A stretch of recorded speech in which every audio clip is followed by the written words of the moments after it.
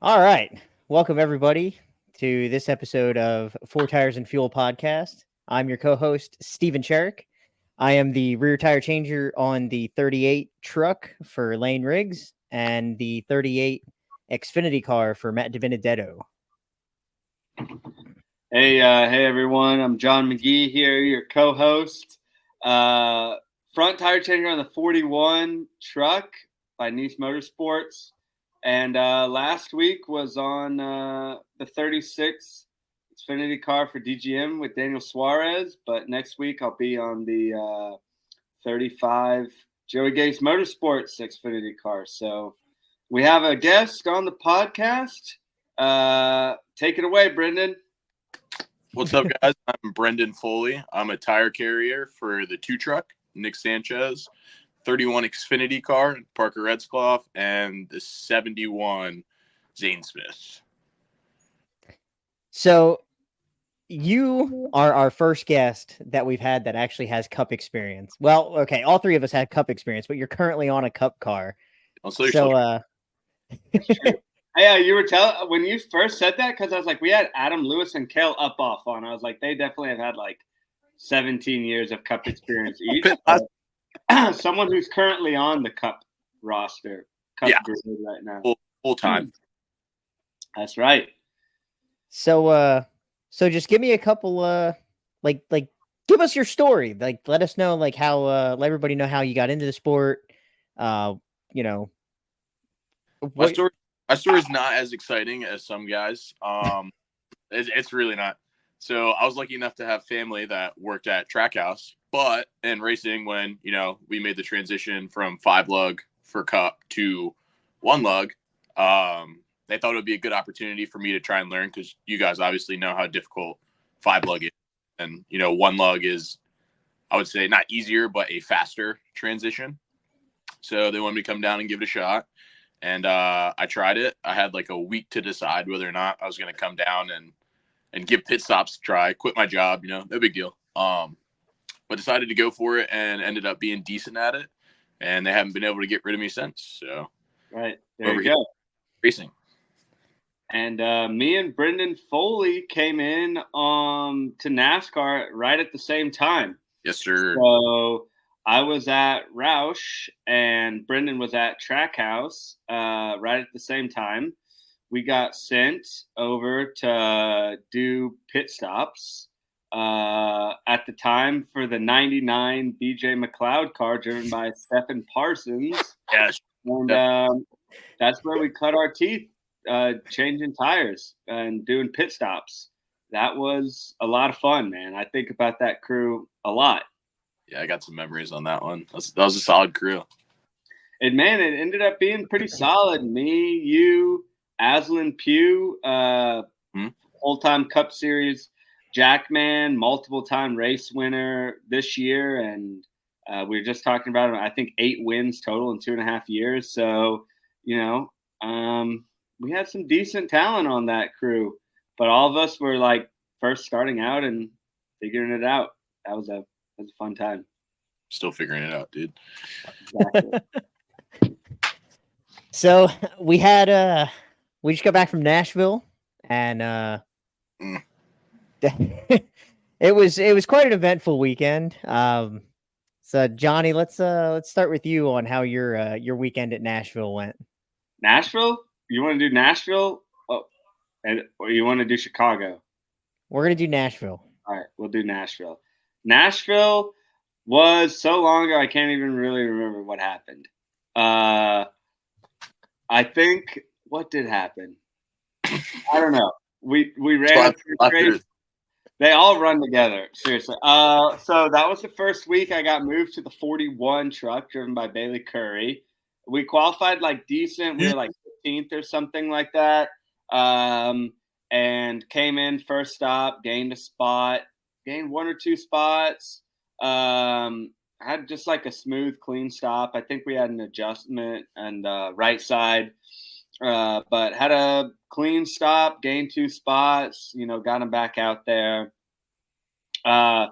Then second stop, same thing, just smooth, no adjustments, got everything sorted out. We maintained. We were running about 16th at that point, maintained. And then we ended up having a brake issue as soon as we kind of got back out on track after stage 2. Ended up having a brake issue where Bailey Curry had almost like no front brakes. So we were running, as the trucks, as the drivers like to do, they love to use front brake. So, being without front brake was, a disadvantage for Bailey for sure. And so we ultimately ended up coming down a couple of times, and we went to the back of the pack, just cruising around, trying not to damage, just make laps. And we're trying to come in every chance we could get under caution to fix it. Master cylinder got disconnected, and so to fix that, they had to take the dashboard off, and we're having to get in there and fix it, go actually physically inside the truck and fix it. And so took us a while. It ended up being kind of a blessing in disguise that we came down, because we ended up getting a tire rub that was like a tire was going flat while we were in the pit box fixing that. So we ended up changing 4 tires while we were there. We ended up, I think, 4 laps down total while we were fixing it. And at that point, it was just limping home, not getting the truck damaged or anything like that. So in the end, not as great of a day as it should have been. Probably we were a P15 truck, somewhere around there on pure speed, but ended up further back than that because of that issue. Then in Xfinity, we had a new driver, Logan Bearden. He had only made like 2 or 3 Xfinity starts before. So we were a little worried about how he would come into the box. But honestly, everything was solid, like hit the sign every time, came in. Like, a lot of these new drivers will kind of like creep in and they'll like stop, and then they'll like keep going, and then they'll just like slowly ease it in. But he came in like, solid the whole time, slid the tires, like just exactly what you want. And we had to work on it a ton. It was not exactly where it needed to be. So it was, I think, like 3 rounds in the track bar, 2 rounds out of the left side wedge. And then we did another adjustment in our second stop. We ended up doing 4 stops total. All of them went fine. We were running the back all day, but everything was smooth and clean. And we ended up getting out of there with like a 32nd place finish or something like that. But on our end, it was a smooth, clean day, and got in and got out. So, well, there you go. So, so we're gonna jump over to. Well, okay, I'll go next, and we'll save the superstar for last. Right. So for trucks at Nashville, it was Lane's first time going there, so he didn't know how it was going to be, and actually he ran there last year as like a one-off race, so he had some experience, and I think he qualified like 5th, which was good. So started 5th, instantly went up to like 2nd, and he ran there the whole first stage, and finished the stage in 2nd, came down, and they wanted us to just do 4 tires. And I think we had like a small adjustment on the right rear. And, we came down 2nd, we laid it down, and we got beat by the 11 truck by half a truck for 3rd. So we came in 2nd, left 3rd. And then in stage 2, that's when everything hit the fan, and he was battling with Stephen Parsons, and for I think like 10th, because the truck got like really tight, and they started beating and banging, and I think Stephen ran us up into the fence like twice, maybe 3 times, and I guess Lane had enough of it, so he just sent him around and wrecked him, and NASCAR said, "Hey, you can't do that. That's a 2-lap penalty." So he came down. Was he happy about that call? Did he agree with NASCAR on that? No, and our crew chief was not happy at the fact that one, NASCAR gave us the penalty, and two, Lane tore up the truck. Yeah. So I'm pretty. I haven't heard of that penalty getting dished out too many times during the race. Yeah. Well, that's the first time I've heard of that penalty in a while. Especially in the truck. Yeah, exactly. And then I was talking to Scott Riggs after the race, Lane's dad, and he's like, well, I asked him, I said, dude, what was up with that penalty? That was totally BS. And he goes, well, you got to remember who's calling the race. And I was like, what do you mean by that? And then I went and I looked later on, and Stephen Parsons' dad was calling the race in the booth. So, yeah.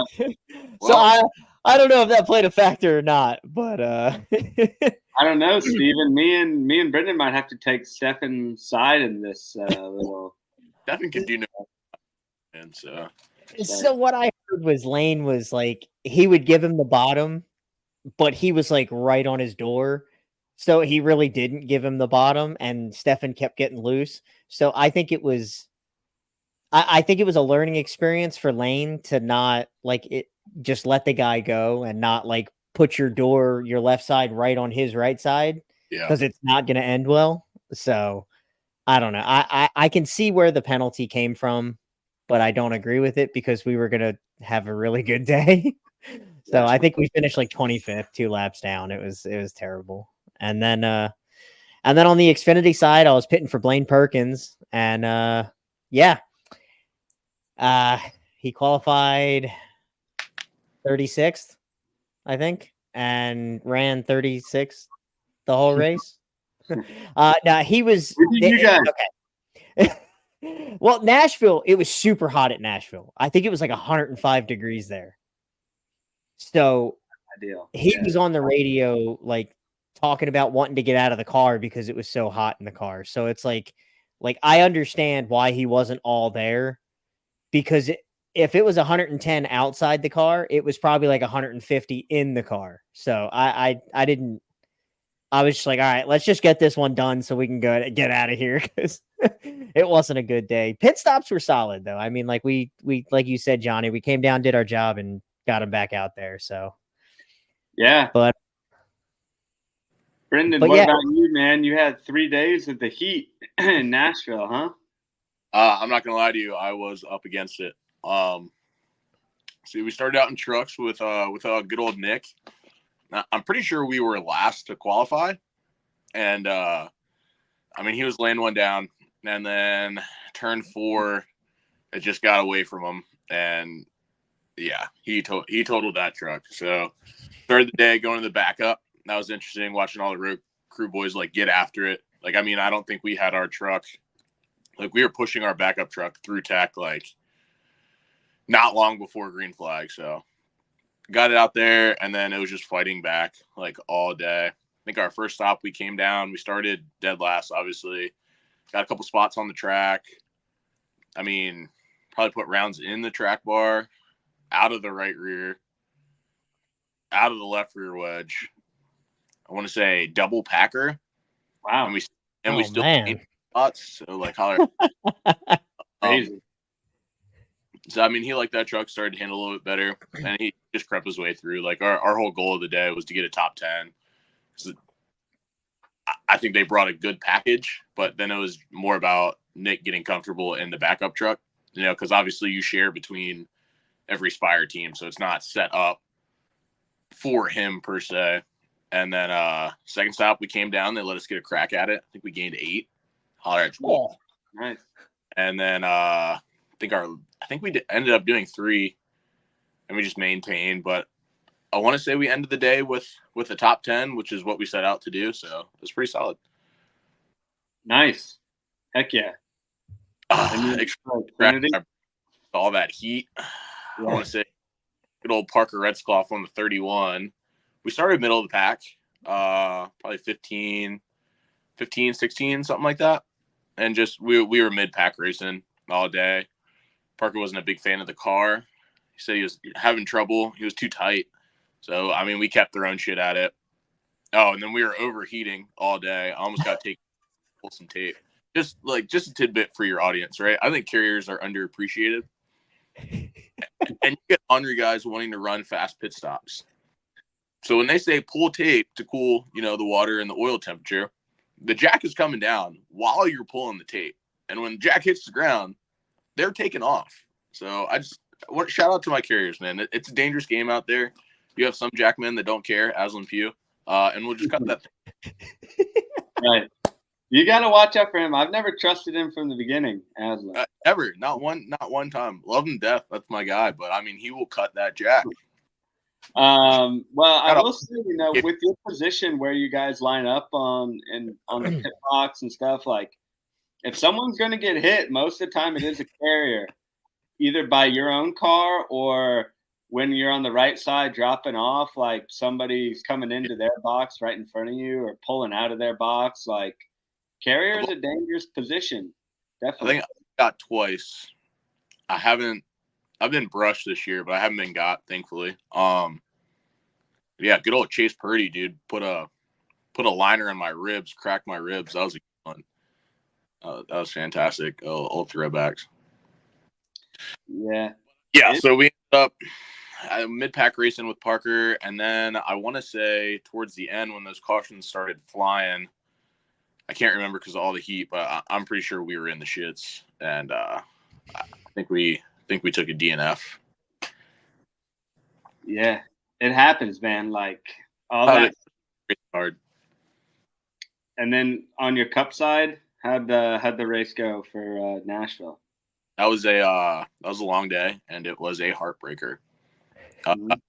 Started back of the pack, good old Zane Smith, and kind of just crept up all day, and we tried to stay on our own strategy per se. Like, ended up losing the lead lap early on in the first stage, so it kind of stayed out, took the wave, came back down, threw some tires on it. I had a really good day on pit road. I think Asphalt Analytics, I think our crew ended up being like top 8. So we were in good positions like to pit the car, and Zane brought it in great, so we just executed. Did a little bit of wedge, nothing crazy, and kind of just kept them in the fight. And towards the end of that race, with all those cautions coming out, I think all those teams were banking on having enough fuel because a lot of teams were making that 70 lap run towards the end, trying to finish. And because we weren't in a great position at the time, Steven, our crew chief, brought him down early, and we were like, okay, let's slap some fresh tires on it and pack her full of fuel and pray for some of these cautions. And ended up coming out. It was sad to see Ross go because obviously a Trackhouse fan. That was heartbreaking. That was really heartbreaking. But thankfully for that, like we got those restarts and we just kind of crept our way through, kept on creeping through. And then on the final restart, I think we were like 3rd or 4th.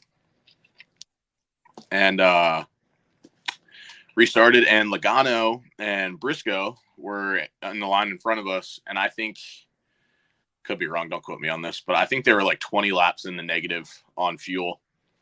So like you're never supposed to celebrate early, but we were pretty ecstatic with our position. And I think we had a buffer of maybe about 3 or 4 cars behind us that were between fresh tires. So we had the freshest tires. We were good on fuel. Like we felt good about our chances, and restarted, went great. And somehow Briscoe, who pitted after Logano, ended up sputtering out. And we raced Logano to the end, and he held on just long enough, and we took 2nd place. So it's hard to be happy about a 2nd place, but it was a good day. All in all. Yeah, man, I was watching that race towards the end, was obviously rooting for you guys, and it was just like, dang. I still don't know how he didn't run out. He still had enough fuel that he did like a burnout afterwards too. It was unbelievable. I think it's just a case of like being a veteran driver. Like Joe's been around for a while. Obviously, he's a champion. So if anybody's gonna save enough fuel on all those cautions coming out, like that's probably your guy. I was cheering against him, but I think gave him fuel, had just enough. But it was tough for Zane. Like when you're racing behind someone, like especially when you have all the knowledge, right? And you see the 14 run out, and the 22 is close. if you're racing him hard and you get up right behind him and he sputters, like, then your day's done. So, like, it makes it that much harder trying to race him there at the end. Like, the possibilities, like, you can't just straight up race him like he wanted to, at least in my mind. And I think towards the end he realized, and by that point we weren't getting to him. Yeah. I mean, it's tough when you, like you said, when you know that there's the possibility of him running out, but you can't race him as hard as you want to, because if, like you said, if he runs out in front of you, you're screwed. So, Yeah. but no, it was awesome to see you guys up there fighting for the win. I mean, like, there's a bunch of guys that we don't normally see at the front of the pack. There was you guys, there was the 41. I think the 7 came back and made an appearance at the end. The 17 was in the top 5. Like, all these guys that you don't normally see fighting for the win were fighting for the win, and that was awesome to watch. I think it was exciting too because, like, it's so hard to win a race in the Cup Series, and, like, week in, week out, like, we know who the top 10 guys are most of the time, like, at most tracks. But there's a lot of talent, like, all in all through the Cup Series. It's like to see some of those guys that had been in the back of the pack this year, like, get an opportunity to race for a win and it still be good racing was, like, that made it the most exciting race for me. And the fact that we finished second. So it was a double whammy. Yeah, I get that. So speak on it, Steven. Speak your mind.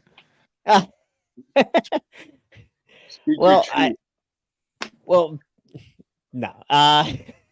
So with you doing all 3 series, most weekends you're there all 3 days. I mean, I know there's a lot of times that there's the Cup or truck is off, or there's not an Xfinity race or something like that. But, like, you're doing the trifecta, all year, all 3 series, and I know it's got to be taxing on you. But, like, what is the mindset that you have going into knowing that on Friday and Saturday you're doing 5 lug stuff, and then you got to shift your focus to single lug on Sunday and be dialed in 100% for that?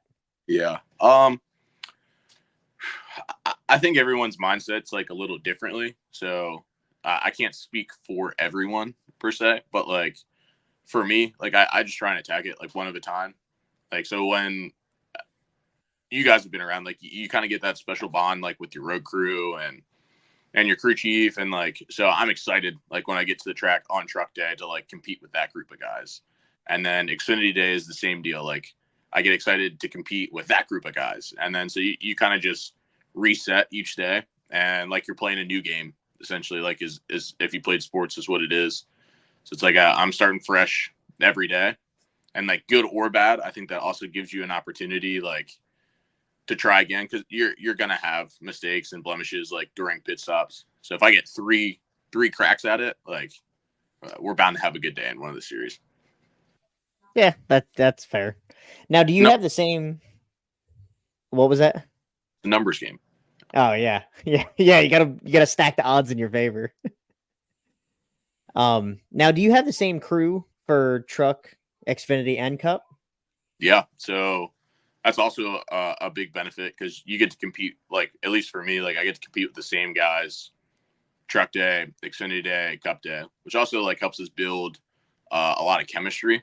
So, we've obviously all pit together, and the longer you stay with the group, like, the better you get and the more chemistry you get. So to get to carry that to each series is only a benefit, like, for us. Yeah, that's 100% fair. And I think it's better that way, when you can be with the same group of guys for, everything that you pit with on that specific weekend. Cause I have a different fueler and a different front changer for truck as I do for Xfinity. Yeah. So it's like, sometimes you gotta learn those tendencies of, like, how those guys are going to be during the stop, as far as, like, chemistry wise. Especially, like, I could be wrong, but, like, that changer relationship to Jackman and Carrier, because, we're doing those exchanges on the corner, I think is probably the most crucial in the pit stop. And, like, the more you can build chemistry and, like, know what you're going to get from that person, like, the same way you can expect the type of hang that you're going to see, like, from your Carrier or your Jackman. Like, I know the type of pattern I'm going to see. I know the timing. Like building that chemistry to me is so much more important. Like, yeah, you can plug and play and you can change crews around for sure. Like, you can do it. We're all really good at our jobs, but it's a lot easier when you've been working with somebody and you know what you're going to get. Yeah. Like last year, when we were doing all three, originally the plan was for our crew to stay the same for truck, Xfinity, and Cup. And then it ended up getting changed around. I don't know if it hurt us necessarily because we did have like dedicated practice time for a single lug, and we had all kind of pitted together for 5 lug 4, and done a lot. But like, I definitely don't think it can hurt you for sure staying your whole crew together, like all throughout all 3 series. And so, right, like it definitely is a challenge for sure to not only adapt from like 5 lug to single lug, or like, especially for a front changer, like going from like the camber on a truck to like Xfinity setups to Cup setups. Like, all 3 are different, let alone like 5 lug to 1 lug. And then when you start incorporating in like different jack man, different carrier, like all that stuff, it kind of, it's not huge changes, but it's just enough where, like, during the stop, obviously you're not thinking about it, but if everything is slightly different here, it's hard to really get it dialed down absolutely perfectly from one to another in transition, especially when you have so many different things changing, from personnel to setup to all that kind of stuff, strategy. And so, that's the big like of a pit stop is like you're trying your best to manage a lot of things that are out of your control. So like variables that you have thrown at you, like the more things that can go wrong, like per se an adjustment stop, like is big for carriers. Like, yes, that should be routine. Like, I'm going to run over, set a tire, go hang the right rear, and, make an adjustment in the right rear wedge. Well, let's say we miss the hang or the rear's behind. Like, just adding one extra variable to a pit stop can lose you spots on pit road. And essentially, like, that's what our job is, to maintain. And so the less variables we have, like, the better always. Well, I know that's the same case of like, you can throw in also like where your car is running on the track, because if like the guys in front of you that are pitted in front of you are right in front of you on the racetrack, you've got to shoot that gap when you guys run out there, and like that can throw timing off a lot. Yeah, absolutely. I've had a couple of that this year, but thankfully, like, I don't know, I think it was midway through last year.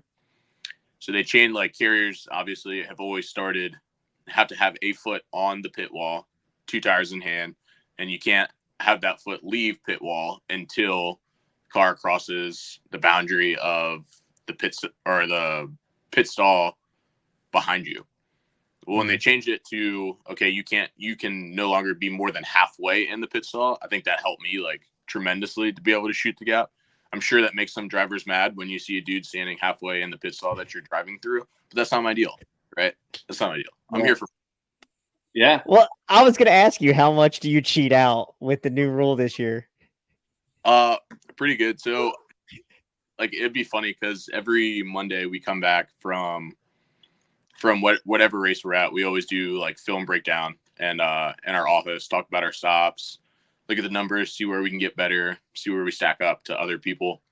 And every Monday, like, the biggest stick out was always, wow, Brendan is in the middle of the pit. And it is kind of an eyesore, but it's like an advantage. I'm like, okay, well, if you're going to give it to me, I'm going to take as much as I can because it makes my job easier.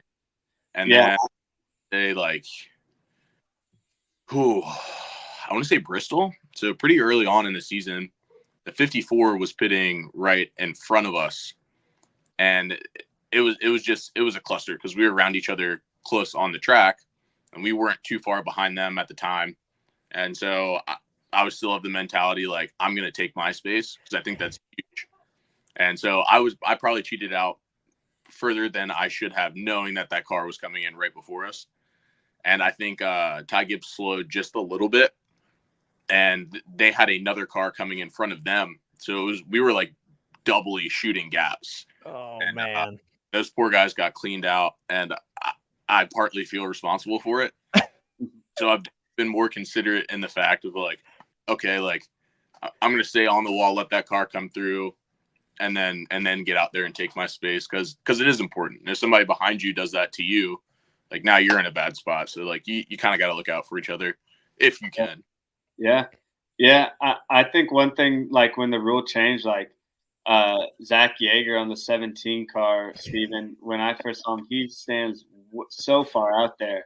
And it's just like, wow. And I remember I actually commented, we posted something where Alvin, our carrier on the 84 last year, Alvin Wilson, who's Steven's tire carrier on the 38 truck, he was standing out, and one of the comments on my YouTube video was like, "Isn't that a over the wall too soon penalty or something like that on the carrier?" And now they changed the rule for safety and stuff. I think he responded to the guy comment. He's like, "That's like the one good rule NASCAR's made for safety ever." I was like, "Yeah, I agree. I mean, the carrier position is definitely the most. I think probably the carrier or the jack man, at least on the running out in front of the car, have the highest chance." I don't know. You front changers get in it too, but usually if a front changer is getting hit, the carrier is also getting hit. So yeah, he hits the carrier first into the front changer. Yeah.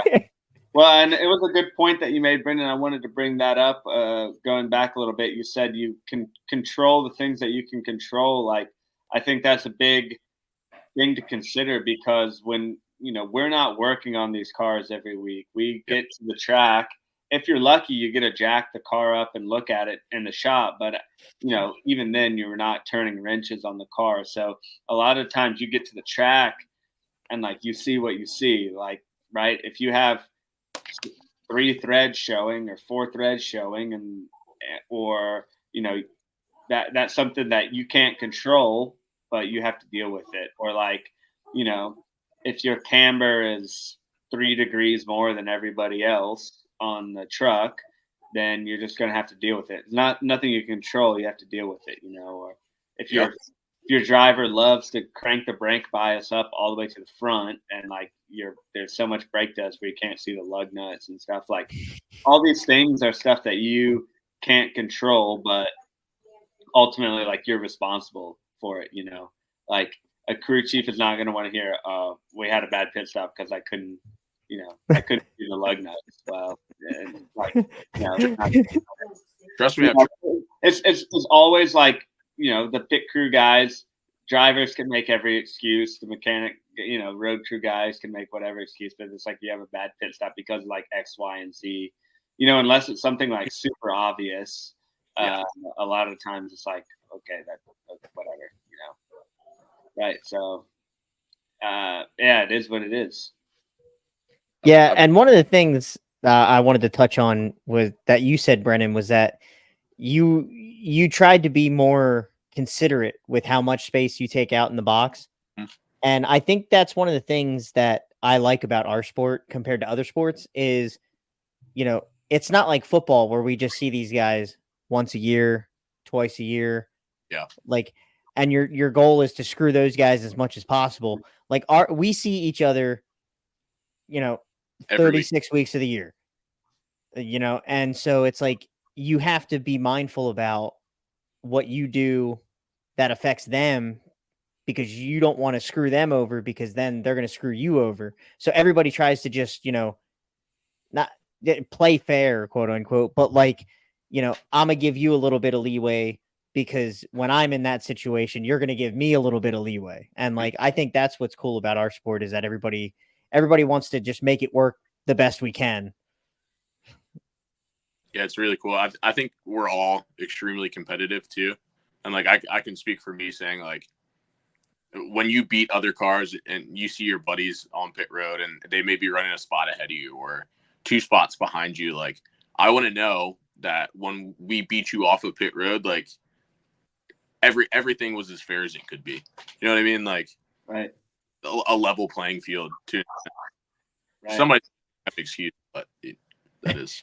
Yeah. Well, it's like the same way too, right? It's like I don't want to see anybody get hit or get hurt or get a penalty or something, because it's like I know that's that person's livelihood. That's like their job. That's how they make a living. And if something bad happens to them, like I know that has negative consequences not only for them but like their family and all that. It's like I never want to wish ill on anybody. It's like, yeah, like you said, Brendan. It's like, I get competitive too. It's like, man. And a lot of times we end up knowing a lot of the crews. So it's like when I'm on track, I don't know if you guys feel the same way, but like when it's, the whatever checkered flag, green, white checkered flag flies for the stage. And we look and I'm like, all right, I got the 38 behind me and I got the 2 in front of me. It's like, I know those are solid crews. I know the guys on those crews. So it's like, I know I got to be on my A game to, maintain or absolutely spot. So, a lot of it too, but it's like what Brendan said. It's like, I want to beat you guys fair and square. I'd like to beat you if you guys do a straight up stop, no adjustments, like I'd like to have a straight up stop. I don't want to have a no adjustment stop and you guys put 7 rounds in it, Yeah. That, right? Like get those too. Those are my favorite. Yeah.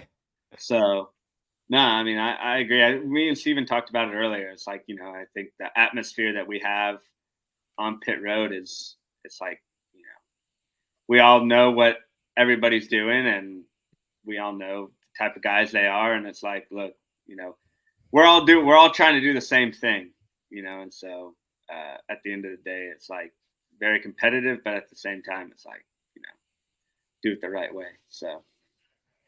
Yeah. And, but yeah, that's what I like about our sport is that we're all super competitive, but we all want to know that we beat you when everybody was at their best. And I think that's what elevates the sport to another level of competition. And, but yeah, so we're going to, kind of switch over to, Chicago.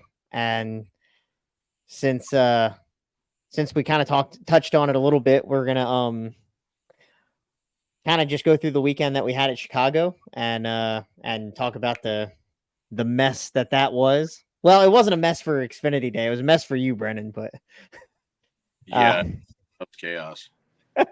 2 years in a row. 2 years in a row. Last year did a little better for you though. Last year was a little bit better for me. So I'll go ahead and kick things off with our horrendous weekend. So I was on Blaine Perkins' car again, and we went to the track knowing, like Pop-Tart told us that all of the crews that he has are 28th or worse in the points. So there's like 5 of us that were going home, and or 5 sets of crews that were going home. And so it was like tough knowing that you're one of those guys that might actually not make the race. But thankfully, like, Perkins was good enough to make it. And so we started the race and he rolls off the grid saying that he had no brakes. And that we were like, oh God. We made the race, we were in it, and he was like, I got no brakes. So he went around the track and they were like, if it doesn't get any better, bring it to us.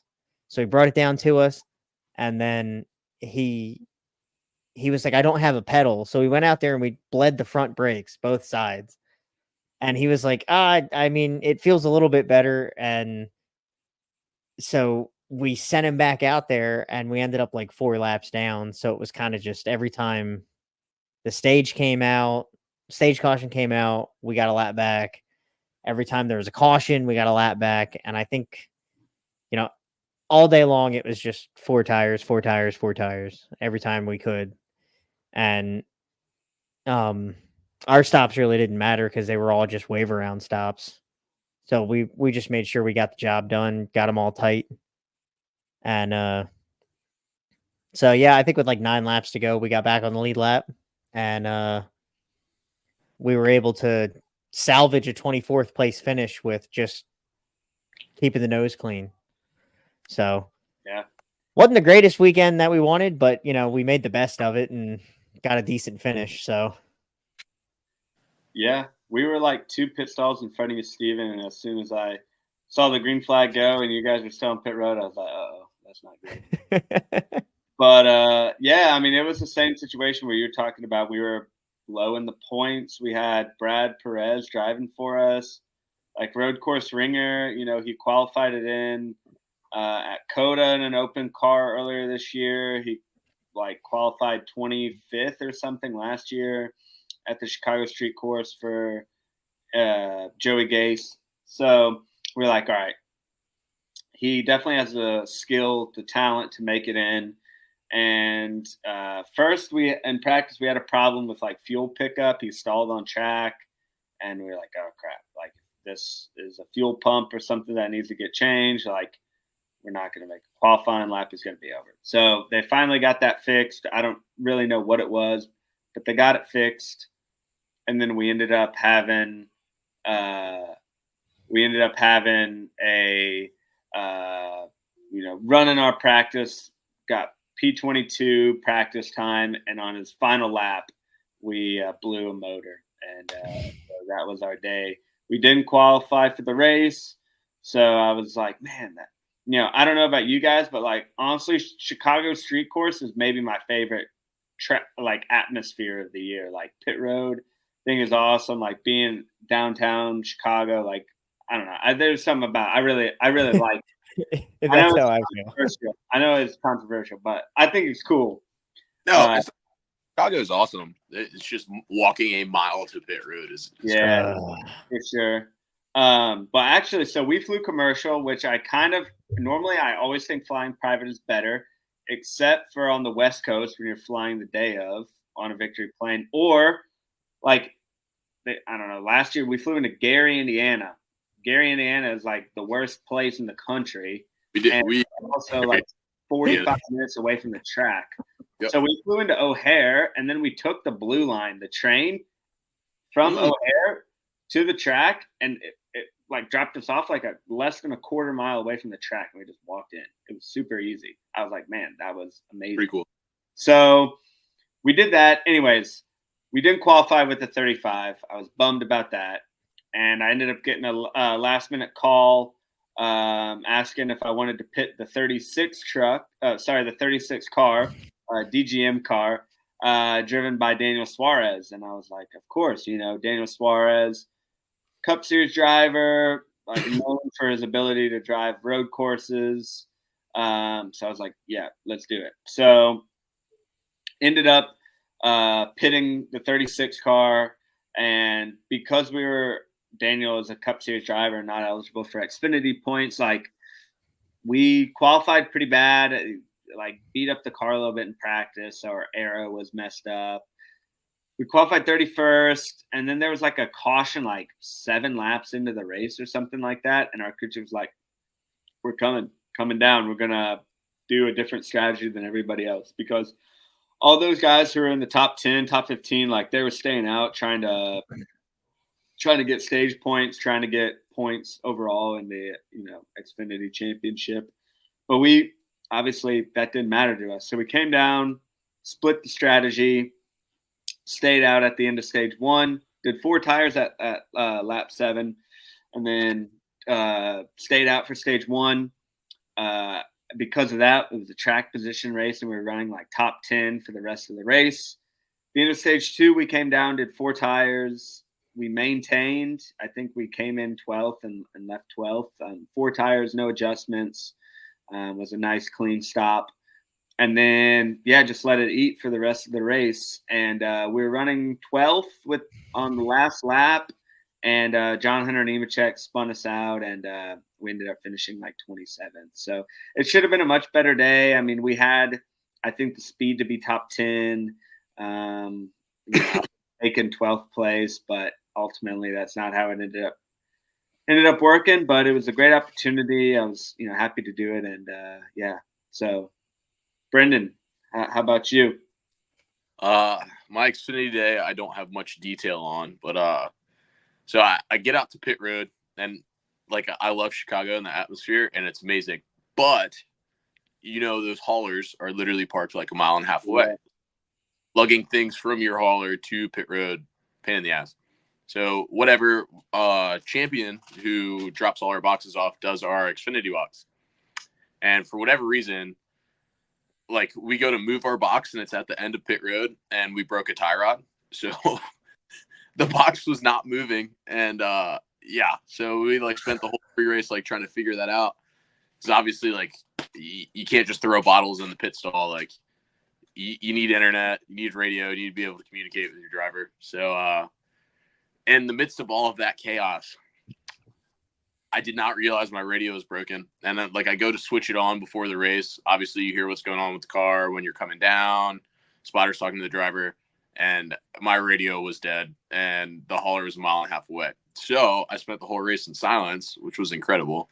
That was interesting. But we started 12th. And I would love to be able to tell you what was going on with the car. But I know we came in at the end of the first stage. Probably running like 16th, 17th, and put on 4 tires, had a clean stop, no adjustments, like just packed it full of fuel and got it out of there. And then came down at the end of the second stage as well. We just weren't picking up a lot of spots, so we figured, pack it full of fuel again, get some fresh tires on it, and open us up for more strategy later on. And again, I can't tell you what happened, but somehow we found ourselves with the nose smushed in and the head on top of the hood covering Parker's view. So he brought it down pit road, and we had some oil spewing, and obviously that's a no-go. So we ended up parking it for the day. DNF, not fun, but we'll get him next week. I'm not too concerned. Parker's a fighter. We'll be A-okay. So let's talk a little bit about. We didn't get a chance to do it because we were so busy last week. We normally preview each track and didn't get a chance to preview Chicago. So let's talk a little bit about the pit stops at Chicago. So there's 36 races a year, and 34 of them, the cars come in counterclockwise. So that means they come in from our right to left, and we jump out in front and change the right side, which are the outside tires first. At Chicago and at Watkins Glen later on in the year, we call them backward stops, where the cars come in clockwise from left to right. That means we change the left side tires first. It's something that we don't practice very much. I know, at least at RFK, like we only practice the week of that race, so you get last year there was 3 races where they were at backward stops, but yeah, you only practice it 2 to 3 times a year, and you don't get a ton of reps on it. The choreography changes. Everything feels a little funky. I kind of like the best analogy I can have is like, you're playing baseball, right? And then it's like 5 games a year. They're like, all right, instead of running to first base, you're going to, after you hit the ball, you're going to run. You're on a third. Yeah, and then you're going to run the other way. It's a good analogy. Everything else stays the same, but like you're just going to run the other way. That's like the perfect analogy. So it's like, everything is a bit different. Some of the Jackmen prefer to run around the back side of the car where they would normally run around the front side of the car. There's just a lot of stuff that changes. So, Steven, I'll throw it to you first, and then Brendan or however we want to organize it. But can you talk a little bit about how the pit stops change for you based on your position? Well, where we practice at, we did, I think we only did like 3 or 4 backward stops, because like it's not, like you said, it's not something we do all the time, and they really don't want to spend a lot of time on it. So they're like, hey, just discuss amongst yourselves how you want to do it, get it done, and make sure the wheels are tight. And that's pretty much it. So, I talked to the Jackman, and he wanted to go around the front. So we kind of did it that way. And me and Alvin, my carrier, were talking about whether or not I was going to take my tire back on the rear or if he was going to get it. And he said he wanted to get it. So it was very simple for me. I don't like changing what we've been doing for the past. I mean, I've been doing it for 6 years. I don't like throwing in all that other stuff where they the rear changer rolls his tire back to the wall and then all that stuff. No, let me just do it the way I know how to do it, and we can just get it done and move on. So we kind of did it the normal 5 lug way, I would say, because I think they kind of change it for single lug where they do a couple different things. But yeah, we just, Jackman ran around the front of the car, which normally would be the rear of the car. And the front changer waited for the Jackman to go through, so that way the hose wasn't all up in the way. And I didn't take my tire back. I set my tire behind me, and the carrier came by and grabbed it, and that was pretty much it. Yeah, we did the polar opposite. I know, at least for my position, like, I love pit stops, and I love the challenge of the backward stop. Like, don't get me wrong, but I'm not a fan. For whatever reason, when we do backward stops, it's always at road courses with small pit boxes as well. And, like, it's completely backwards for me because my normal choreography would be I come out from the left of my Jackman and I'm running out in front of the car. And the whole time, like, I'm reading the car to see where it stops, to see where I can set my tire for my Jackman to hang the right front. As well, like, then I'm going to set the tire and I'm going to run straight down the car towards the rear. And in my peripheral, I have all of the cars zooming by me, right? You try not to look at them, but I can sense and feel them. I can see them out of the corner of my eye. It gives me some sense of safety, right?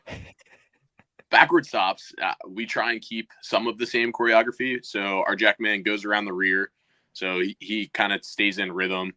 Our rear changer becomes the front changer, and he'll kind of roll that tire as well.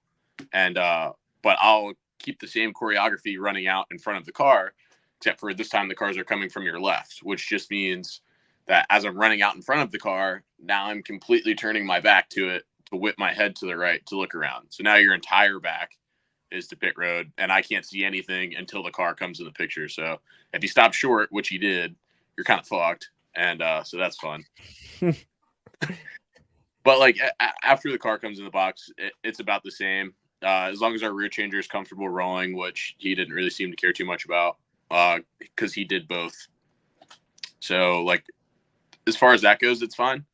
And then Cup Day, our choreography stayed the same. So we try and, like, that's our big thing from 5 lug to 1 lug is obviously, like, the pacing and the speed is different. But the more things per position we can keep the same, we try to, as far as, like, the choreography goes, even if that cuts us a couple tenths, like, come 5 lug time, like, it helps you stay in rhythm for 1 lug. Like, I even changed the way I set tires for 5 lug to make it comparable to 1.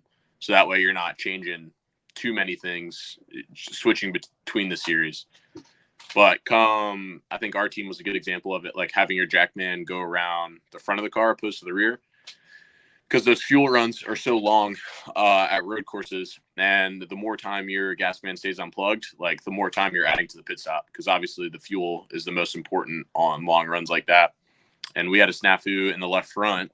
So rear changer finishes, Jackman's still on the side of the car, I'm still on that side of the car.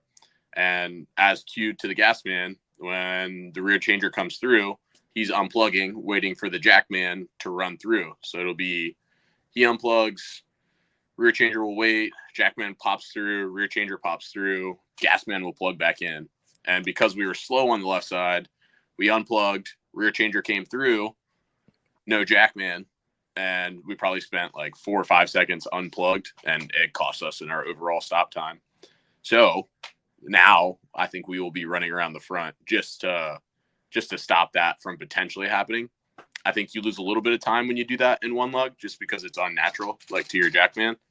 It's a harder rhythm. Like, you got to completely flip your hips to peg the car and jack it on the right side. It's just not the same, but, like, you can still be fast. Obviously, everybody's an athlete, so. Yeah, I like that. To be honest, like, when we do normal stops, really, everybody has 99% of the crews have the same choreography. Yeah. It's all the same. The only thing is maybe a front changer might let a Jackman go through first, going over from the right side to the left side, or some crews will let the front changer go down first. And the only other really thing I can think of is some truck teams, because the wedge is super long, like the front changer will carry their tire out. But other than that, 99% of the choreography is the same. But on backwards pit stops, like we heard 3 different ways that we all did pit stops. Yeah. You know? So I think that's cool that there's a lot more variation in those, and it's up to kind of like the teams to really like think a lot about what they want to do. And like you said, Brendan, like it might be a little bit slower to run around the front, but it like might save you time in the long run, you know? So those are like sacrifices that you have to either make or at least consider and all that stuff. So I like that aspect of it. You know, it's like there's so much more variation in backwards. Yeah, absolutely. Yeah, whenever we talked about it at practice, that was one of the big things that I brought up was like I told Paul, I was like, I think you should run around the front of the car because there's already so much going on at the back of the car with the rear changer, the carrier's got to come over there, and the fueler is right there, all in that one little area. So I just let the jackman go around the front of the car and not have to deal with any of that. Yeah, it's chaos back there too. Like, because obviously, like usually hanging in the right rear, the fenders are the tightest.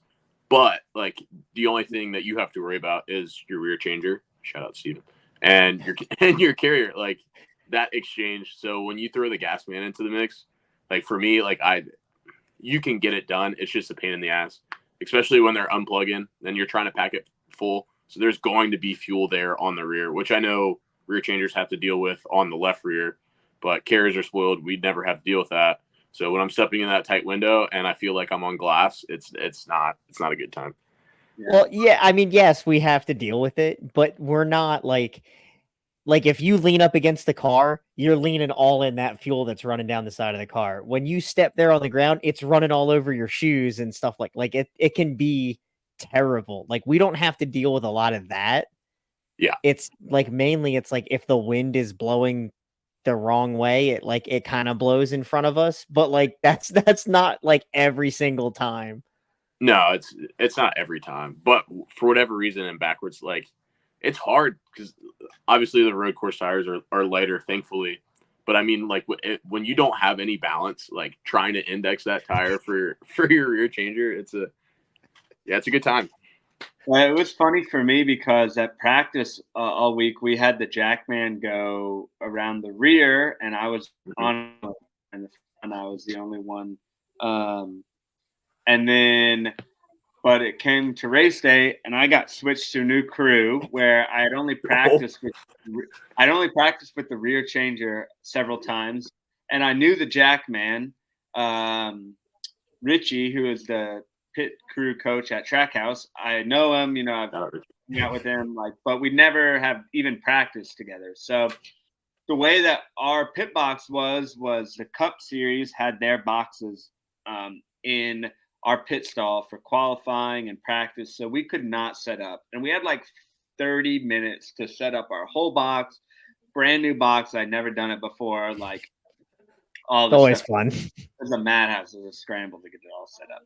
So I remember I was like, we were so busy getting all that set up. It was like the caution came out on like lap 7, and we were like running around on our pace car, and our crew chief was like, yeah, we're going to come down. I remember I turned to Richie. I was like, oh yeah, by the way, do you go around the front or the rear? And he was like, oh yeah, in the front. I was like, all right.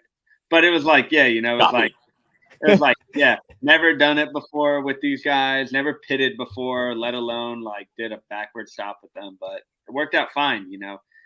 I guess that's part of being a pit crew guy and just being adaptable. It's like, right, you adaptability get a situation where, you know, I didn't even know I'd never met my carrier or gas man before. I still don't even know their names, but we just did pit stops together. And you're a great teammate, Joe. Yeah. Now Phil was the carrier. He's a track house. Phil Foster taught me how to carry tires. I don't know who the gas man was. But dude, you were pitting with some track house legends. You should be honored. A crew full of track house legends, if you ask me. But Yeah. So, anyways, but so that was part of it. It was just like, you fill in, you see what you can do, and you go for it. So, well, we've covered a lot here, and but one last thing, Stephen, do you want to cover?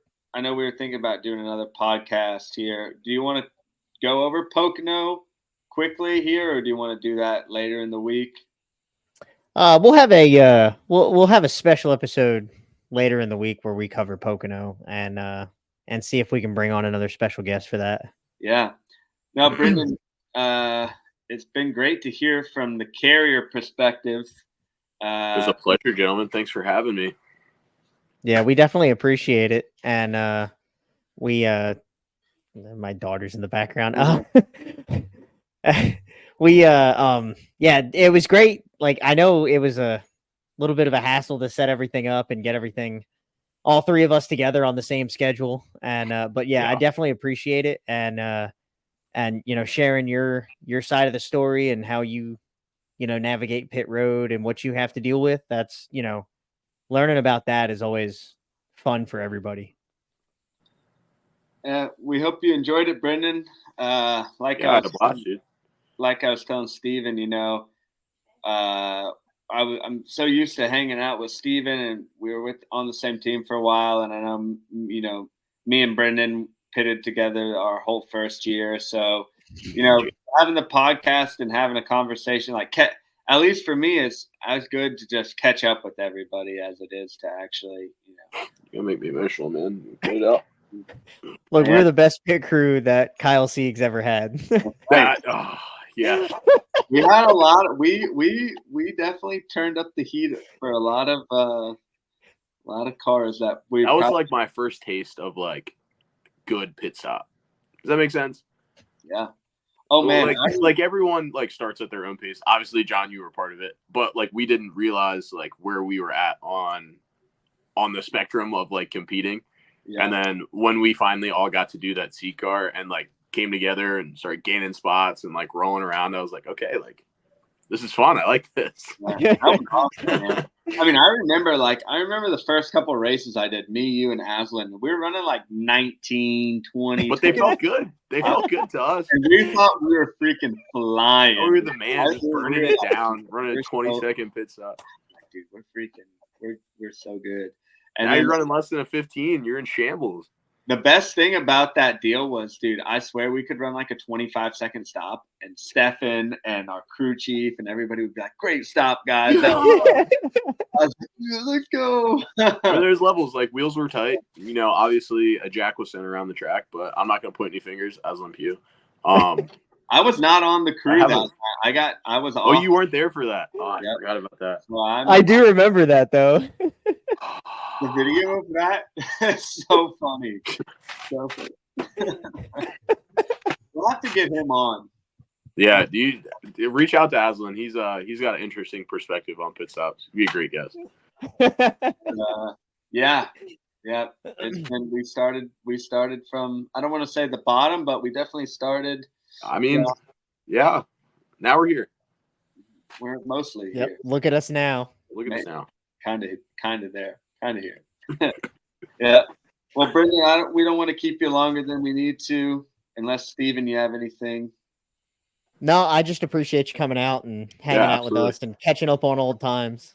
Thanks for being patient with the schedule. Pit road you're good.